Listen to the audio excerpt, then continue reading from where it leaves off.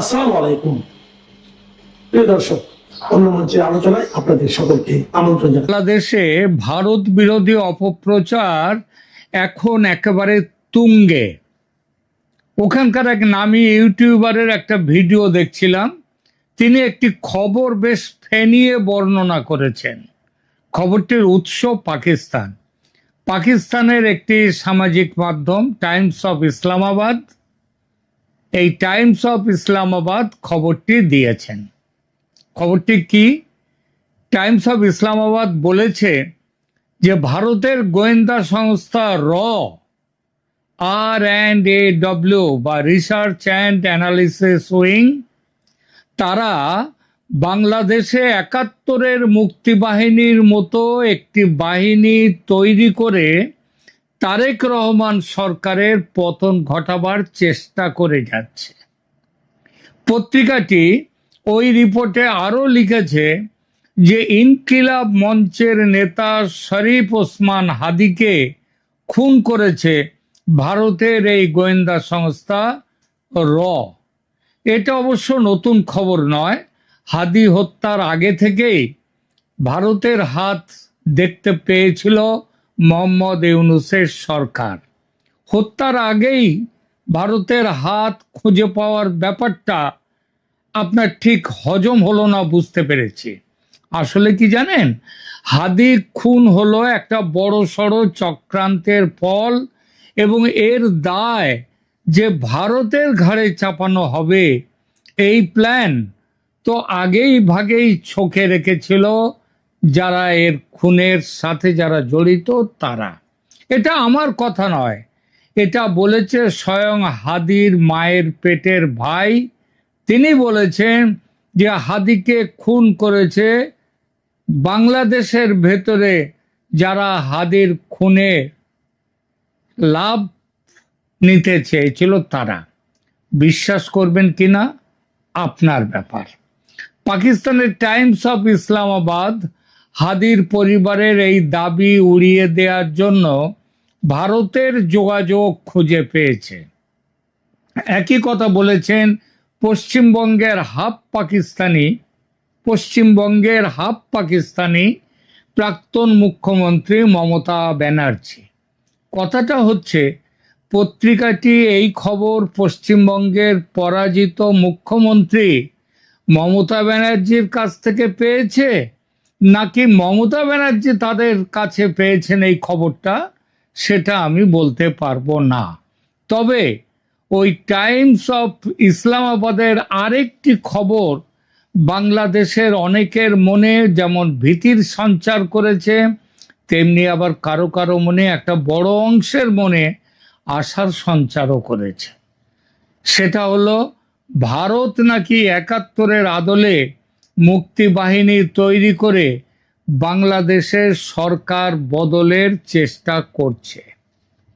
এই বাহিনীর লক্ষ্য দেশে গৃহযুদ্ধের পরিবেশ তৈরি করা এবং গুপ্ত হামলার মাধ্যমে বাংলাদেশে অস্থিতিশীলতা ছড়িয়ে দেয়া ও বাংলাদেশের বর্তমান সরকারকে উৎখাত করা।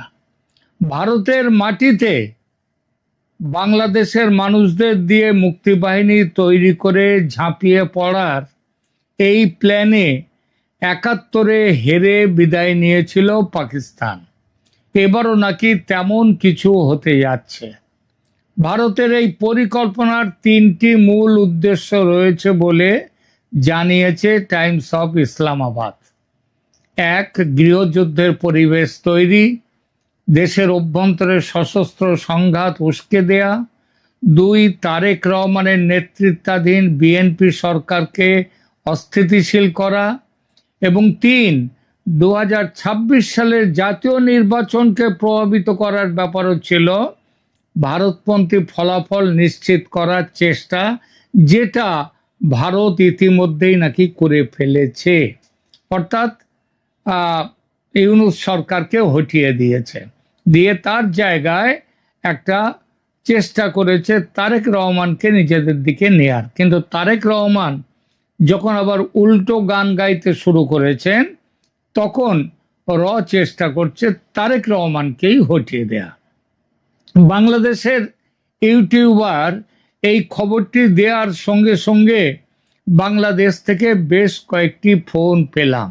সবার একটাই প্রশ্ন, দাদা মুক্তিবাহিনীর যে খবরটা শুনতে পাচ্ছি সেটা কি ঠিক? বললাম এমন একটা কথা, মানে সম্ভাবনা আমার কানেও এসেছে, তবে আমি নিশ্চিত নই, আগে একটু খোঁজ খবর করি তারপর বলছি। আপনি ঘন্টাখানেক পরে ফোন করুন। অতঃপর বসে গেলাম টাইমস অফ ইসলামাবাদের খবরের ফ্যাক্ট চেক করতে। দেখলাম ফ্যাক্ট চেক সংস্থা ডিএফআরএসি, মানে digital forensics research and analysis centre, তারা এই প্রতিবেদনটিকে ভুয়া এবং ভিত্তিহীন দাবি হিসেবে ইতিমধ্যেই চিহ্নিত করেছে এবং বলেছে যে পাকিস্তানপন্থী সোশ্যাল মিডিয়া অ্যাকাউন্টগুলো এই মিথ্যে তথ্য ছড়িয়েছে। ভারতের পররাষ্ট্র মন্ত্রণালয়ও হাদি হত্যায় ভারতের সম্পৃক্ততার মিথ্যা বর্ণনা স্পষ্টভাবে প্রত্যাখ্যান করেছে। কিন্তু এত বড় খবর যে কাগজটা ছড়ালো, সেই টাইমস অফ ইসলামাবাদ, তার ব্যাকগ্রাউন্ডটা কি? পত্রিকাটা সম্পর্কে যা জানলাম সেটা দু কথায় বলি। টাইমস অফ ইসলামাবাদ একটি পাকিস্তানি অনলাইন সংবাদ মাধ্যম, যেটি নিয়মিত ভারত বিরোধী এবং প্রায়শই প্রমাণবিহীন দাবি প্রকাশ করে থাকে। এর আগেও এই পত্রিকায় একাধিকবার ভুল তথ্য ছড়িয়েছে বলে ফ্যাক্ট চেকারদের রিপোর্টে উঠে এসেছে। স্বাভাবিকভাবেই শেখ হাসিনার পতনের পর বাংলাদেশে ভারত বিরোধী মনোভাব যখন চরমে, সেই সময় এই ধরনের প্রতিবেদন বিশেষভাবে প্রচার পাচ্ছে এবং পেয়েছে ইতিমধ্যেই বাংলাদেশে। আর বাংলাদেশের হাফ পাকিস্তানি বা পাকিস্তানের যারা নাতি সন্তানদের নাতিপুতিরা এই খবর খুব ছড়িয়ে দিচ্ছে ভারত বিরোধী প্রচারের টুল হিসেবে। তবে শেষ কথাটি বলি, সত্যিই কি ভারতে ৭১-এর মতো মুক্তিবাহিনী তৈরি হচ্ছে? বাংলাদেশ থেকে পাকিস্তানের জারজ সন্তানদের দূর করে শেখ হাসিনার বাঙালি জাতীয়তাবাদী সরকার পুনঃপ্রতিষ্ঠার জন্য কি সত্যিই মুক্তিবাহিনী তৈরি হচ্ছে ভারতের মদতে? আরো স্পষ্ট করে বলি, ভারতীয় সেনার প্রত্যক্ষ মদতে কি কিছু একটা ঘটতে চলেছে, যেমন হয়েছিল ১৯৭১-এ পাকিস্তানকে তাড়াতে? এর উত্তরে বলবো না, এমন কোনো বিশ্বাসযোগ্য সূত্রের খবর আমার কাছে নেই। কিন্তু সত্যি বলছি, খবরটা যদি সত্যি হতো, মানে সত্যি হলে ভালো লাগতো, খুব ভালো লাগতো। প্রিয় দর্শক, আপনি কি মনে করেন কমেন্ট করে জানান। আওয়ামী লীগের প্রতিষ্ঠা বার্ষিকীতে কাঁপছে ঢাকা, সেনা মোতায়েনের আসল রহস্য কি? দর্শক, আমি শুরুতেই বলতে চাই যে বিএনপি সরকার পঞ্চম মাসে 4 মাস পূর্ণ করে কয়েকদিন হচ্ছে। আজকে এই মুহূর্তে যদি বলে বিএনপি সরকারের ইতিমধ্যে পতন হয়ে গেছে, ফিজিক্যালি পতন না হলেও নৈতিক পতন বা পরাজয় ইতিমধ্যে হয়ে গেছে। আজকে বিশেষ করে আবার নতুন করে সেনাবাহিনী মোতায়েনের প্রেক্ষাপটে একবার খেয়াল করে দেখুন, আওয়ামী লীগ সেনা মোতায়েন করেছিল প্রায় 15.5 বছরেরও বেশি সময় পরে, দীর্ঘদিন দেশ চালিয়ে। কিন্তু বিএনপি আনুষ্ঠানিকভাবে সেনা মোতায়েন করলো বা মোতায়েন করছে মাত্র পঞ্চম মাসে এসে। গত 2 বছর ধরে সেনাবাহিনী মাঠে আছে সেটা আলাদা কথা, সেটা তো আওয়ামী লীগ মোতায়েন করেছিল।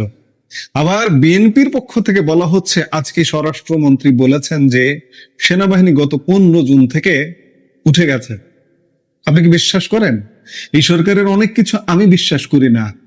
সেনাবাহিনী যে উঠে গেছে 15 তারিখ থেকে, কোনো গণমাধ্যমে কোনো খবর আছে?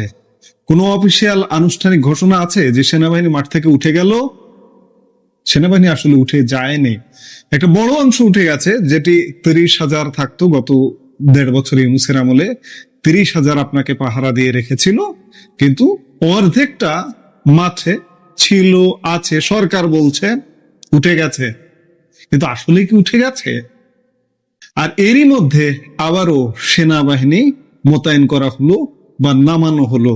একটা সিভিল সরকার, একটা নির্বাচিত সরকার, একটা গণতান্ত্রিক সরকার সেনাবাহিনী মোতায়েন করে, ভাবতে পারছেন? সেনাবাহিনী কোন পর্যায়ে মোতায়েন করা হয়? এক্সট্রিম লেভেলে। পুলিশ ফেল করে, র্যাব ফেল করে, তখন কি নামে? বিজিবি নামে। বিজিবি ফেল করে, তখন সেনাবাহিনী নামে। কিন্তু সরকার এতটাই আতঙ্কিত, যার কারণে কোন রকম রিস্কের মধ্যে নেই, সরাসরি সেনাবাহিনী নামিয়ে দিল। আওয়ামী লীগ নিষিদ্ধ, তাদের প্রকাশ্যে কোনো কর্মসূচি নেই। অন্তর্বর্তী সরকার পার হয়ে এখন দেশে নির্বাচিত সরকার, কিন্তু হঠাৎ এমন কি ঘটলো? দেশের 4টি মেগা সিটি সহ 6 জেলায় আবারও জরুরি ভিত্তিতে সেনা মোতায়েন করতে হলো। তাও আবার গত সপ্তাহে মাঠ থেকে তথাকথিত সেনা প্রত্যাহারের পর স্বরাষ্ট্রমন্ত্রী সালাউদ্দিন আহমেদের হঠাৎ এই ঘোষণায় জনমনে এখন কোটি টাকার প্রশ্ন। আওয়ামী লীগের একটি প্রতিষ্ঠা বার্ষিকী ঘিরেই কি তবে নড়বড় হয়ে গেল ঢাকার মসনদ, নাকি পর্দার আড়ালে অন্য কোনো বড় বিপদের গন্ধ পাচ্ছে গোয়েন্দারা? বিশ্লেষকদের একাংশ তো বলছেন ভয় আর আতঙ্কে কাঁপছে সরকার, যে কোনো সময় ঘটে যেতে পারে বড় অঘটন। ঘটনার সূত্রপাত আজ সোমবার দুপুরে গণমাধ্যম কর্মীদের মুখোমুখি হয়ে স্বরাষ্ট্রমন্ত্রী সালাউদ্দিন আহমেদ এমন এক ঘোষণা দিলেন, যা দেশের রাজনৈতিক অঙ্গনে রীতিমতো তোলপাড় সৃষ্টি করেছে। তিনি স্পষ্ট করে জানিয়েছেন, আগামী 30 জুন পর্যন্ত দেশের 6টি জেলা ও মহানগরে সেনা মোতায়েন থাকবে। কিন্তু কেন? স্বরাষ্ট্রমন্ত্রীর এই ঘোষণার আগে একটি চিঠিও জারি করা হয়েছে ইতিমধ্যে। চিঠিটি সোশ্যাল মিডিয়ায় ইতিমধ্যে ভাইরাল হয়ে গেছে। স্বরাষ্ট্রমন্ত্রীর ভাষায়, কার্যক্রম নিষিদ্ধ মাফিয়া বাহিনী, আওয়ামী লীগের কিছু তৎপরতা বা মিছিল মিটিং এর চেষ্টা লক্ষ্য করা যাচ্ছে। তারা নাকি দেশে একটি বড় ধরনের অস্থিরতা তৈরির পায়তারা করছে। আর ঠিক এই কারণে ইন-82 সিভিল পাওয়ার আইনের অধীনে ঢাকা, চট্টগ্রাম, নারায়ণগঞ্জ ও গাজীপুর মহানগর এবং এর বাইরে আরো 2টি জেলা গোপালগঞ্জ ও ফরিদপুরে সেনা মোতায়েন করা হয়েছে। প্রিয় দর্শক, এখানেই তো আসল রহস্য। গত মাত্র 15 তারিখে বলা হচ্ছে, অর্থাৎ মাত্র 1 সপ্তাহ আগে, আজ সোমবার, ঠিক আগের সোমবার নাকি সেনাবাহিনী উঠে গেছে। আমি শুরুতেই বলেছি যে কোনো ঘোষণা কোথাও দেখেছেন? কোনো অফিসিয়াল ঘোষণা, কোনো চিঠি দেখেছেন? কোনো গণমাধ্যমে খবর দেখেছেন যে সেনাবাহিনী যে অবশিষ্ট ছিল 70,000-এর মতো, সেটি উঠে গেছে? কিন্তু আজ স্বরাষ্ট্রমন্ত্রী বলছেন যে 15 তারিখ থেকে সেনা প্রত্যাহার করা হয়েছে। এটি হতে পারে যে বিশ্বকে দেখানো যে আমরা সেনাবাহিনী প্রত্যাহার করেছি। গণতান্ত্রিক দেশ, গণতান্ত্রিক প্রক্রিয়ায় চলছে, কিন্তু আসলে নেপথ্যে সেনা শক্তিতেই এই সরকার, এই যে 5 মাস বয়স, এই 5 মাস এখনো পর্যন্ত টিকে আছে। আর কয় মাস টিকে সেটি হচ্ছে দেখার বিষয়।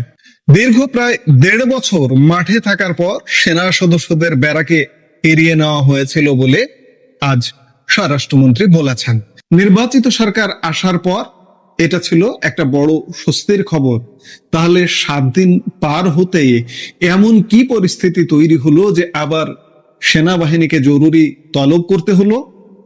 এই ঘটনাকে কেন্দ্র করে সোশ্যাল মিডিয়া থেকে শুরু করে চায়ের দোকান, সবখানে এখন তীব্র সমালোচনা।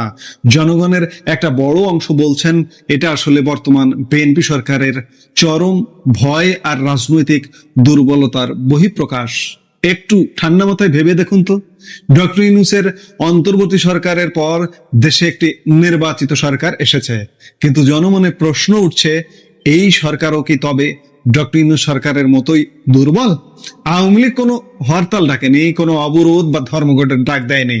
স্রেফ তাদের দলীয় প্রতিষ্ঠা বার্ষিকী কেন্দ্র করে কিছু গোপন বা প্রকাশ্য তৎপরতার খবর শুনেই যদি সরকারকে সেনাবাহিনীর আশ্রয় নিতে হয়, তবে এই সরকারের প্রশাসনিক ভিত্তি কতটা মজবুত তা নিয়ে প্রশ্ন ওঠা স্বাভাবিক। সমালোচকরা বলছেন, আওয়ামী লীগ তো এখন নিষিদ্ধ দল, তাদের প্রকাশ্য কার্যক্রম শূন্যের কোঠায়, তবুও বিএনপি, জামায়াত কিংবা এনসিপির মতো দলগুলো কেন এতটা অস্থির? অনেকেই আশঙ্কা করছেন এই সরকারের পায়ের নিচের মাটি এতটাই নরম যে যদি সত্যি সত্যি দেশের সাধারণ জনগণ কোনো কারণে মাঠে নেমে পড়ে, তবে সরকারের নীতি নির্ধারকদের হার্ট অ্যাটাক করার দশা হবে। পরিস্থিতি এতটাই নাজুক যে যে কোনো সময় এই সরকার পতনের মুখে পড়তে পারে। এমনকি সেনাবাহিনীর ওপর অতিরিক্ত নির্ভরশীলতা উল্টো কোনো রাজনৈতিক সমীকরণও তৈরি করে ফেলতে পারে। এটি আওয়ামী লীগের জন্য নিঃসন্দেহে একটি বার্তা।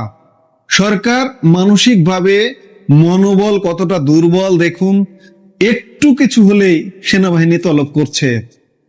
আওয়ামী লীগ, আপনারা যদি 10 লক্ষ লোক নিয়ে মাঠে নামেন তাহলে কি অবস্থা হবে একবার চিন্তা করুন। স্বরাষ্ট্রমন্ত্রী অবশ্য বিষয়টিকে একটি রুটিন ওয়ার্ক বলে হালকা করার চেষ্টা করেছেন।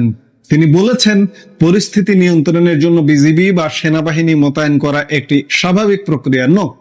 আমরা স্বাভাবিক প্রক্রিয়া এটাকে মনে করি না। আওয়ামী লীগের শেষ সময় অস্বাভাবিক পরিস্থিতি তৈরি হয়েছিল বলেই সেনাবাহিনী মাঠে নামানো হয়েছিল, এবং অস্বাভাবিক পরিস্থিতির মধ্যে ইউনূসের সময় গেছে, এখনো বিএনপির সময়ও যাচ্ছে। স্বরাষ্ট্রমন্ত্রী আরো বলেছেন যে এবারের মোতায়েনের সাথে আগের 1.5 বছরের পরিস্থিতির কোনো মিল নেই।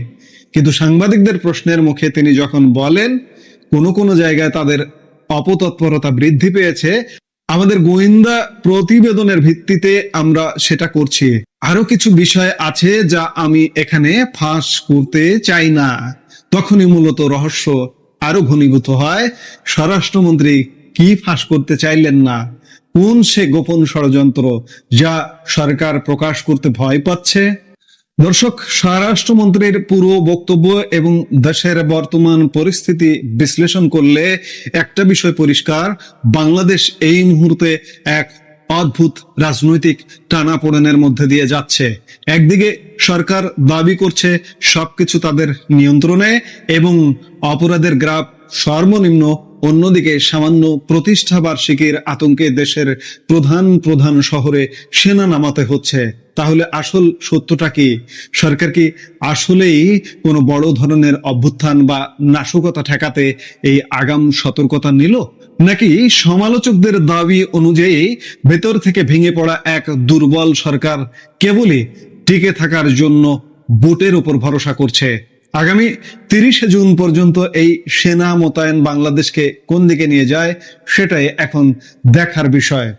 এই সেনা মোতায়েন কি সত্যি রুটিন ওয়ার্ক, নাকি সরকারের ভেতরে লুকিয়ে থাকা চরম আতঙ্কের বহিঃপ্রকাশ? সরকার আসলে আতঙ্কিত, এটি বলার অপেক্ষা রাখে না, কারণ দেশের নিয়মিত আইন শৃঙ্খলা বাহিনী, আমরা প্রত্যেকটি কন্টেন্টে বলে আসছি যে পুলিশ সরকারকে কিন্তু পাহারা দেবে না। কেন দেবে না সেই ব্যাখ্যাগুলো আমরা বিভিন্ন সময়ে দেবার চেষ্টা করেছি। পুলিশের বুকে ক্ষত আছে, নিজেদের বন্ধু, স্বজন, সহকর্মী হত্যা, নির্যাতন এবং অন্যায়ভাবে বিচারের আওতায় আসতে হয়েছে পুলিশকে। সেই পুলিশ আবারও এই ঠুনকো সরকারের নির্দেশে প্রতিরোধ করতে ঝাঁপিয়ে পড়বে, এটি ভাববার কোনো কারণ নেই। আর এই ভয়ে ভীত হয়ে শুধুমাত্র পুলিশের উপর ভরসা না করে সেনা মোতায়েন করতে বাধ্য হচ্ছে সরকার। কিন্তু কতক্ষণ এভাবে? মাত্র 5 মাস এই পরিস্থিতি ঘোলাটে 5 বছরের ম্যান্ডেট নিয়ে এসছেন না আপনারা? 5 বছর কি টেকা সম্ভব হবে? আজকে যদি 5 মাসেই এই অবস্থা হয়, পরিস্থিতি কিন্তু ঘোলাটে। আওয়ামী লীগের জন্য এটি নিঃসন্দেহে এক বিরাট বার্তা। আওয়ামী লীগ এখন এই বার্তাটিকে কিভাবে ক্যাশ করবে সেটি প্রশ্ন রেখে আমি এই আলাপ থেকে বিদায় নিতে চাইছি।